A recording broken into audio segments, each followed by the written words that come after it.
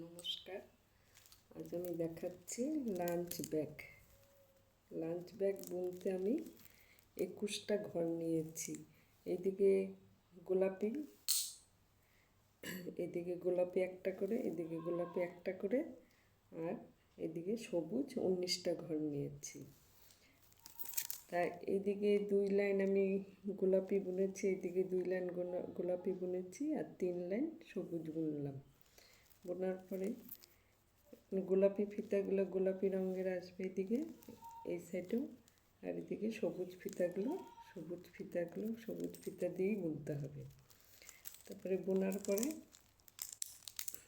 এর থেকে আপনি বড়ও করতে পারেন, আরও বড় করা যায় লাঞ্চ ব্যাগ। তারপরে বোনার পরে এইদিকে 12টা ঘর, এই সাইডে 12টা ঘর রেখে আমি এক্সট্রা করে এটা উপর দিকে বুনবো। আর এই দিকের যে ফিতাগুলো থাকবে এগুলো দিয়ে এই সাইডগুলো বুনতে হবে। তাহলে আপনার এইভাবে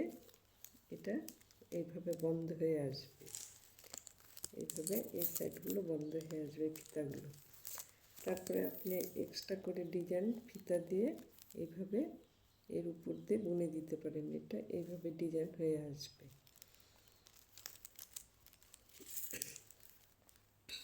লাঞ্চ ব্যাগ আপনি এর থেকেও বড় করে বানাতে পারেন, তা আমি ছোটোর মধ্যে বানিয়ে দেখিয়েছি। তো এইভাবে বুনতে হবে।